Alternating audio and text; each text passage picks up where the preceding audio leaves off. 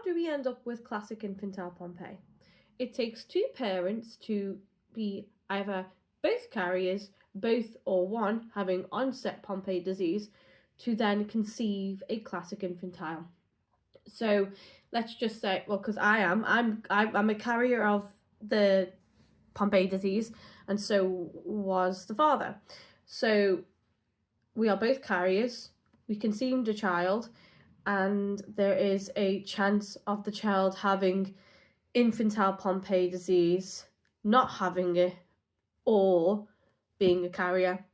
And that the risk goes much higher with the two parents being carriers. But if there is a one parent who is not a carrier and doesn't have Pompe, but the other parent is a carrier of Pompe, there's a risk of that child also being a carrier of infantile Pompe disease. But with our situation with Leo, we've ended up with two parents as a carrier. Apparently the statistics is really rare, but to be honest, we've just recently found out, not recently, years ago, but we've found out my daughter's school, there's another child with classic infantile, and we thought that was really rare. It's becoming more known. That's why the heel prick's important.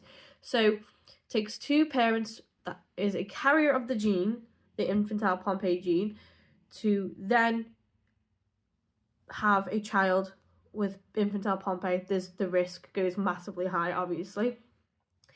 And the difference with what I'm researching now is crim negative and crim positive. What is crim negative and crim positive in Pompe disease in the blood?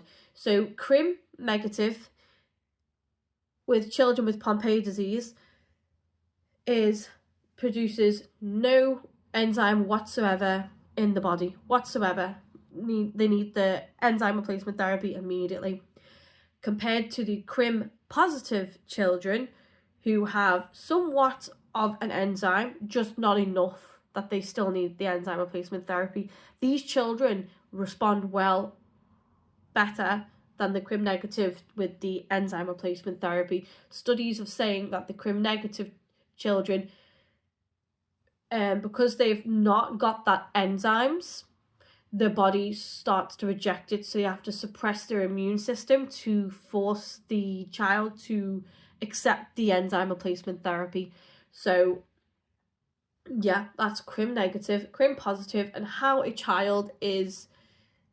we end up with a child with Pompe disease. These are the terminologies. I will end and show a picture of this, but this is a small, simple explanation video